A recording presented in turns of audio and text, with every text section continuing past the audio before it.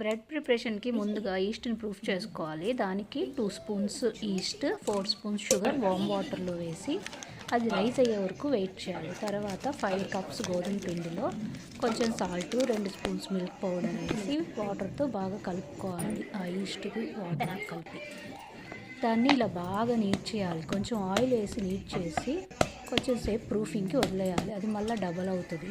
ఆ డబల్ అయిన తర్వాత ఇప్పుడు మళ్ళీ దాన్ని కలిపి ఇలా కలపాలి. బాగా కలిపి దాన్ని ఇలా స్ప్రెడ్ చేసి బ్రెడ్ లాగా మోల్డ్ చేయాలి.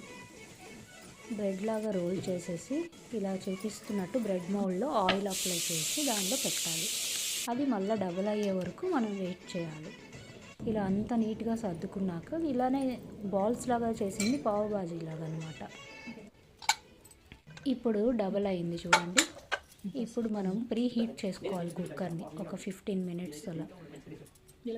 ఆయిల్ దానిపైన మిల్క్ అప్లై చేసి ప్రీ హీట్ చేసిన కుక్కర్లో పెట్టి ఒక 15 మినిట్స్ ఫస్ట్ 10 మినిట్స్ హైలో, తర్వాత 15 మినిట్స్ లోలో పెట్టి బేక్ చేసుకుంటే ఇలా బ్రెడ్ రెడీ అవుతుంది.